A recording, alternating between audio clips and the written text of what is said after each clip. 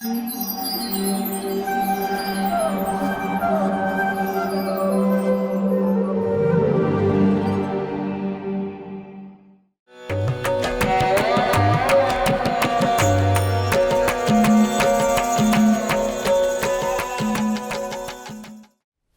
कृष्णा। आज के कार्यक्रम में आप सभी का हार्दिक स्वागत है।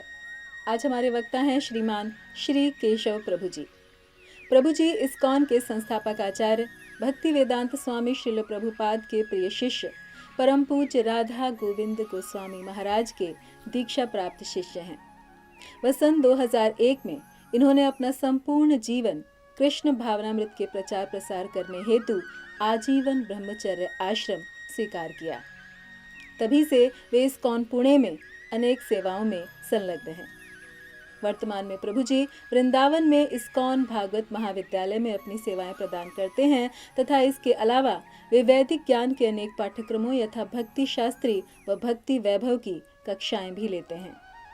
तो आइए श्रवण करते हैं श्रीमान श्री केशव प्रभु जी के श्रीमुख से। धन्यवाद।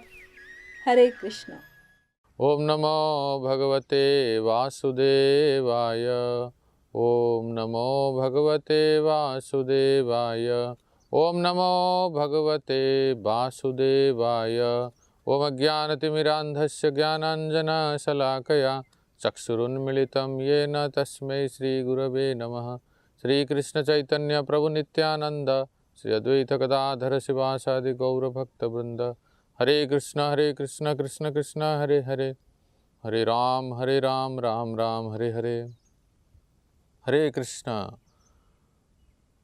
पुनः आप सबको हार्दिक स्वागत है हमारे श्रीमद् भागवत महात्म्य के श्रृंखला में। तो हम आज ये सुनेंगे कि यमुना देवी सारे रानियों को बताए श्री कृष्ण ही राधा है और राधा ही श्री कृष्ण है, और उन दोनों के बीच में जो प्रेम है वही वंशी है, और श्री कृष्ण के चरणों के नख चंद्रमा की सेवारत श्री राधा की ही विस्तार चंद्रावली है। तो इस प्रकार से सारे गोपियाँ और रानियाँ श्री राधा जी के विस्तार हैं। ये सुन के श्री जितने भी सब रानियाँ थे सब कहे कि हम भी अब श्री जी के दासी बनेंगे, हम भी श्री जी के दासी की तरह सेवा करेंगे। तो इस प्रकार से जब सारे रानियाँ कहने लगे तो यमुना जी ने ये कहा कि उद्धव जी अगर प्रकट होके आपको अपने पतिदेव के बारे में कथा सुनाएंगे तो आप हम सब अपने पतिदेव का सानिध्य प्राप्त कर सकते हैं। तो उद्धव जी है कहाँ अभी? तो उसके लिए उन्होंने बताया कि साक्षात स्वरूप से बद्रिका आश्रम में रहते हैं, और उनकी जो इच्छा थी कि ब्रजभूमि में सारे ब्रजवासी गोपियों की चरण रज उनके माथे पर पड़े, इसके लिए वो कुसुम सरोवर में, गोवर्धन के कुसुम सरोवर में गुड़मलता के रूप में रहते हैं। तो यमुना जी ने ये कहा आप सभी सबको एकत्र करके ढोल, करताल, मृदंग, मंजीरे और बीणा आदि आदि आदि सभी वाद्य यंत्रों को लेके, सबको साथ में लेके हमारे प्रभु के नाम रूप गुण लीला का सुमधुर संकीर्तन प्रारंभ करो। जब आप संकीर्तन करेंगे निश्चित रूप से उद्धव जी वहाँ से प्रकट होंगे। तो ये बात सुन के सारे रानियाँ प्रसन्न हो गए और तुरंत आके उन्होंने बज्रनाभ और परीक्षित को बताया, सारी घटनाओं का विस्तृत वर्णन किया। ये सुन के परीक्षित महाराज ने कहा बहुत अच्छा अवसर है, अगर ये उपाय है तो चलो।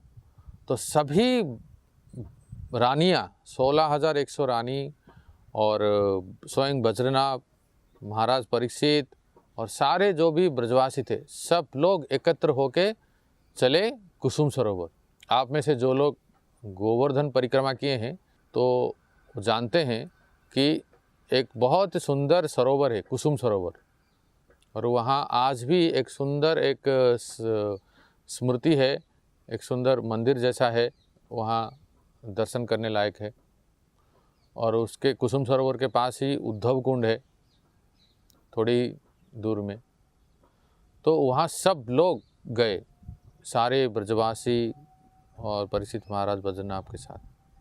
वहाँ जाने के बाद सब अपने अपने वाद्य यंत्र, मृदंग, करताल, ढोल, ये सब बीणा आदि सब वाद्य यंत्र को लेके सुंदर कीर्तन प्रारंभ हुआ।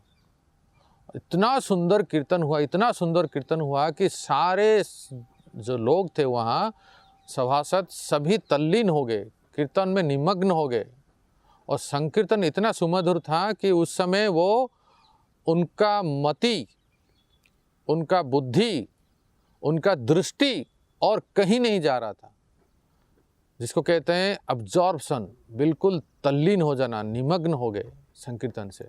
और इतना सुंदर कीर्तन हुआ, सब हृदय से सब गा रहे थे, श्री कृष्ण गोविंद हरे मुरारी, हे नाथ नारायण वासुदेवा, हरे कृष्णा कृष्णा कृष्णा हरे हरे, हरे राम राम राम हरे हरे।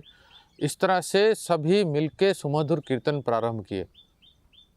और जब पूर्णतः कीर्तन अपने चरम सीमा पर पहुंच गया और सभी अपनी शुद्धि बुद्धि खो बैठे और बिल्कुल कीर्तन में निमग्न हो गए, तब कुछ ही समय में उन गुणमलता, ये जितने भी सब वहाँ थे, उनमें से साक्षात श्याम सुंदर स्वरूप उद्धव जी प्रकट हो गए।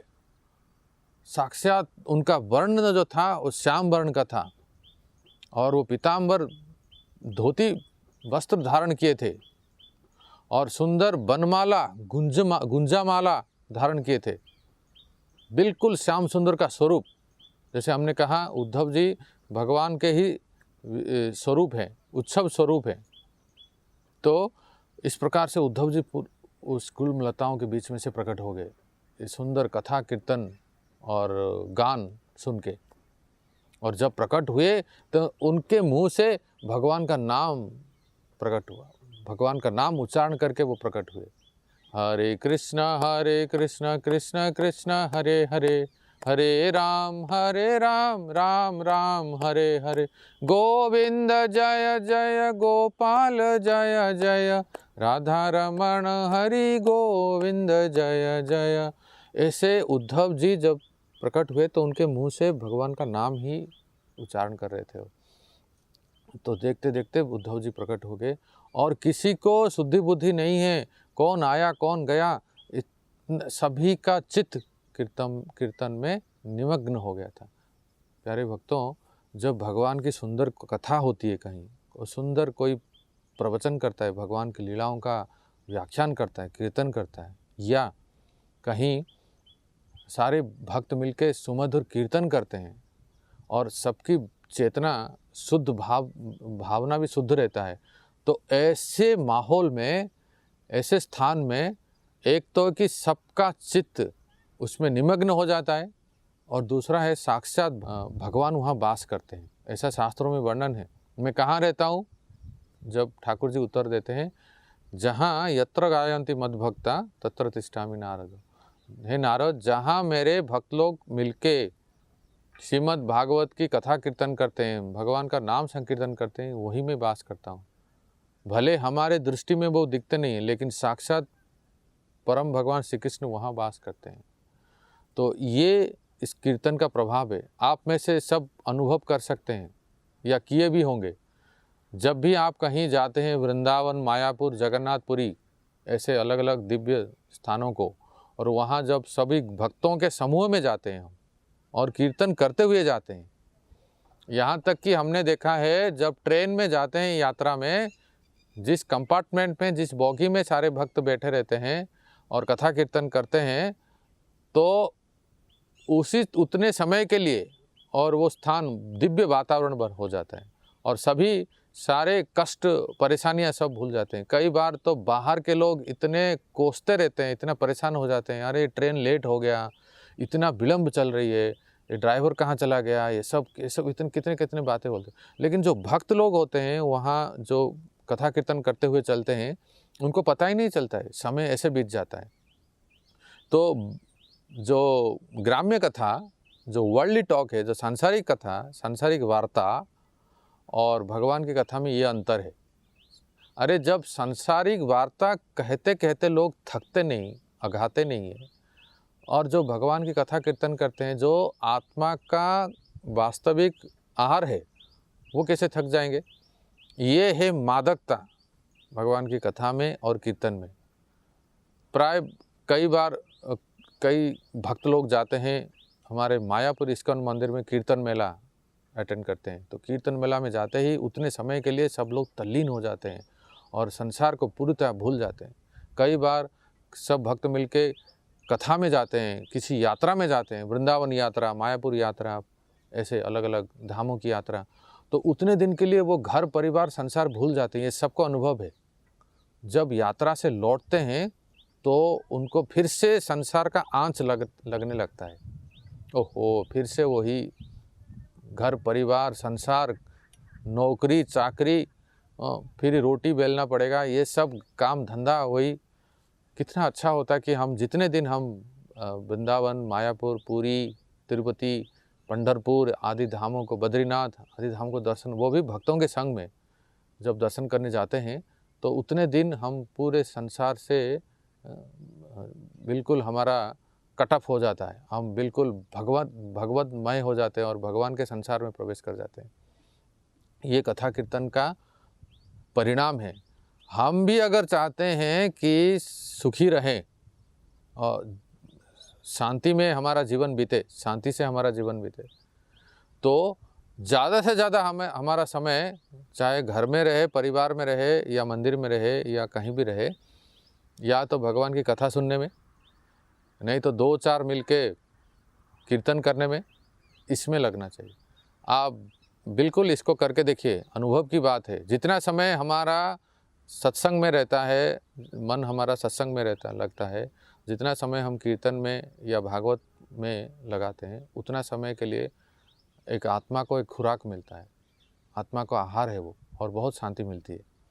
इसलिए अपनी दिनचर्या ऐसे बनाना चाहिए, डेली शेड्यूल, कि थोड़ा समय जप के लिए, थोड़ा समय भागवत पाठ के लिए, थोड़ा समय कीर्तन के लिए, और थोड़ा मंदिर दर्शन के लिए, ऐसा हो। और बाकी जो 8-10 घंटा है वो संसार के लिए, इस तरह से हो, ताकि हम संसार के आपदाओं से, संसार के जो आँच से हम प्रभावित ना हो। उसके लिए ये पद्धति है। तो मैंने ये कहा कि जब सारे ब्रजवासी, भगवान की रानियाँ और वज्रनाभ जी और परीक्षित जी सब मिलके कीर्तन किए, उद्धव जी प्रकट हो गए। अब देखिए, उद्धव जी जब प्रकट हो गए और तब जाके उन लोगों को होश आया। उतने समय तक तो होश ही नहीं था कि कौन आया कौन गया। सारे लोग आंख खोल के देख रहे हैं कि साक्षात श्याम सुंदर स्वरूप उद्धव जी सामने है, प्रकट हो गए। तो उद्धव जी जैसे ही प्रकट हुए, सब लोगों ने नतमस्तक होकर प्रणाम किए उद्धव जी को। प्रणाम करने के बाद फिर उद्धव जी सबसे पहले सबको अपना विधिवत सम्मान करने के बाद सबसे पहले उद्धव जी परीक्षित महाराज को अपने हृदय से लगाए। परीक्षित महाराज को देख के उद्धव जी बड़े प्रसन्न हो गए। उद्धव जी कहे, हे परीक्षित, तुम अपने नाम रूप गुण के अनुरूप ही हो। तुमने ऐसा संकीर्तन का व्यवस्था किया और ऐसे संकीर्तन सब लोग मिलके किए कि संकीर्तन की चरम सीमा में पहुंच गए। किसी को अपनी शुद्धि बुद्धि ही नहीं रही। इसलिए तुम वास्तव में जन्म से ही भगवान श्री कृष्ण के अनन्य भक्त हो। आखिर क्यों ना होगे? तुम्हारा शरीर उनका ही तो देन है, उद्धव जी कह रहे हैं। आप सबको पता होगा, परीक्षित महाराज तो एक तरह से मर ही गए थे। परीक्षित महाराज को माँ के गर्भ में जब अश्वत्थामा ने बाण चलाया था, उस समय वो भस्मीभूत होने वाले थे। लेकिन भगवान ने अपने सुदर्शन चक्र और गदा से उनको रक्षा किए थे। तो उद्धव जी अभी कह रहे हैं, परीक्षित तुम भगवान का प्रसाद हो और तुम्हें जो भी ये शरीर या वैभव जो इंद्रप्रस्थ राज्य मिला ये भगवान का ही दिया हुआ है, इसलिए तुम अपने नाम रूप और गुण के अनुरूप ही हो। ऐसा कह के परीक्षित महाराज की बहुत सराहना की। और सुनो, तुम्हारा जो भगवान के रानियों के प्रति जो श्रद्धा है, जो स्नेह है, जो प्रेम है, वो अतुलनीय है, इसलिए मैं बहुत प्रसन्न हूँ। और उद्धव जी सबके सामने दर्शन दिए और परीक्षित महाराज की बहुत सराहना की। और इसी के वजह से तुम्हारा भगवान के प्रपौत्र वज्रनाभ जी से भी तुम्हारा प्रेम है। तो इस प्रकार से उद्धव जी ने परीक्षित महाराज को और वज्रनाभ आदि समस्त ब्रजवासियों के सामने प्रकट होके सुंदर दर्शन दिए और अमृत वाणी बोली।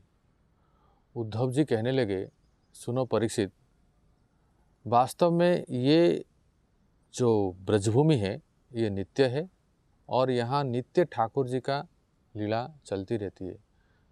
भगवान 16 कला से पूर्ण है, कलाओं से पूर्ण है, और परम भगवान श्री कृष्ण और उनके नित्य संगिनी श्री राधा जी और अनेक गोपियाँ और सखियाँ जो हैं ये सब यहाँ नित्य विहार करते हैं, लेकिन सबको दृश्यमान नहीं होते।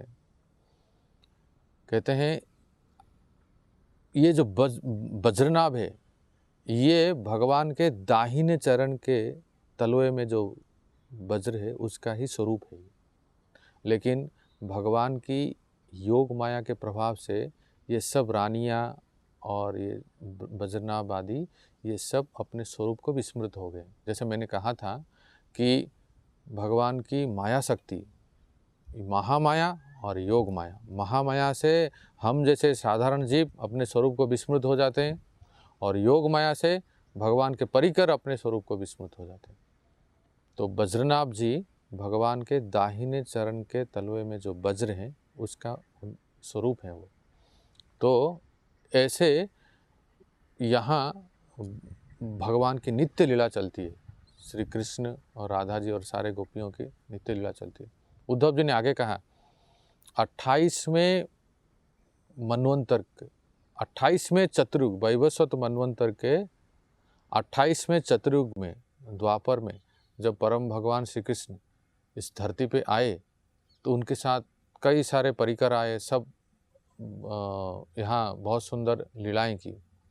लेकिन फिर वो अपने स्वधाम जाने के बाद जब वो यहाँ भगवान श्री कृष्ण अपनी लीला कर रहे थे यहाँ, तो योग माया का पर्दा ऐसा था कि उनके ही परिकर उनको भगवान के रूप में नहीं जानते थे,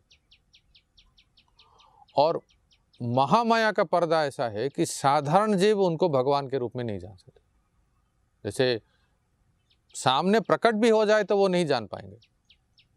दुर्योधन आदि जितने विमुख व्यक्ति हैं, साक्षात भगवान सामने थे लेकिन उनको बिल्कुल पता नहीं था कि ये परम भगवान है करके। लेकिन जो भक्त हैं, जिनका चित्त शुद्ध है, उनको पता था कि वसुदेव के पुत्र के रूप में साक्षात भगवान ही प्रकट हुए हैं, परम भगवान ही प्रकट हुए हैं। इसीलिए अभक्तों के लिए वो दृश्यमान नहीं होते हैं। जो भक्त हैं उनको भगवान किस रूप में भी आएंगे तो भक्त पहचान जाएंगे। तो कहने का तात्पर्य ये है कि उद्धव जी इस सारे परीक्षित और वज्रनाभ और सबको बोले कि यहाँ जब भगवान इस धरती पे प्रकट होते हैं तो जो माया का पर्दा है, जिसके वजह से वो परिकर जो हैं उनको परम भगवान के रूप में नहीं जान पाते हैं, और महामाया के पर्दे के प्रभाव से साधारण जीव नहीं जान पाते हैं। अब भगवान जब अपने स्वधाम को प्रत्यावर्तन किए तो अब भगवान को हम कैसे प्राप्त कर सकते हैं, क्योंकि कृष्ण के कृपा के अलावा उनको जानना असंभव है। भगवान को कोई जान सकता है तो उनकी कृपा जिसको प्राप्त है वही जान सकता है कि ये साक्षात परम भगवान है। नहीं तो मैंने जैसे कहा दुर्योधन आदि व्यक्ति कोई नहीं, आज भी आजकल के संसार में भी दुर्योधन के बहुत फॉलोअर हैं, जिसके वजह से कोई भगवान को जान ही नहीं पाएगा, समझ नहीं पाएगा कि ये परम भगवान है। तो यहाँ यही उद्धव जी कह रहे हैं कि परम भगवान को जानने की विधि है। उस समय भगवान जब इस धरती पे अवतरित हुए फिर भी कई लोग नहीं जान पाए। तो आज तो वो अपने शरीर में यहाँ नहीं है, अपने स्वरूप में इस धरती पे नहीं है, वो अपने स्वधाम में प्रत्यावर्तन किए हैं। तो आज के समय में जब भगवान अपने स्वरूप में नहीं है, लीला विलास नहीं कर रहे हैं, जो दृश्यमान नहीं हो रहे हैं, आज के समय में हम भगवान की कृपा को, भगवान के सानिध्य को कैसे प्राप्त कर सकते हैं? ये उद्धव जी ने बहुत सुंदर उपाय बताया। उन्होंने कहा देखो कि अगर श्रीमद् भागवत की कथा किया जाए, जहाँ श्रीमद् भागवत की प्रवचन होता है, तो वहाँ आप जो भी श्रवण करते हैं, जो भी कथा का श्रवण करेंगे, उनको साक्षात भगवान का सानिध्य प्राप्त होगा। और उद्धव जी ने प्रमाणित भी किया, आगे जाके हम सुनेंगे। उद्धव जी कहने लगे कि जहाँ भगवान की कथा कीर्तन होती है वहाँ साक्षात भगवान का संग हमें प्राप्त होता है। और उद्धव जी ये कहे कि श्रीमद् भागवत और स्वयं भगवान अभिन्न है। कृष्णे स्वधा में उपगते धर्म ज्ञानादिभि सह, भागवत का श्लोक है। तो जब भगवान श्री कृष्ण अपने स्वधाम को प्रत्यावर्तन किए धर्म ज्ञान आदि के साथ, तो श्रीमद् भागवत के रूप में फिर से प्रकट हुए।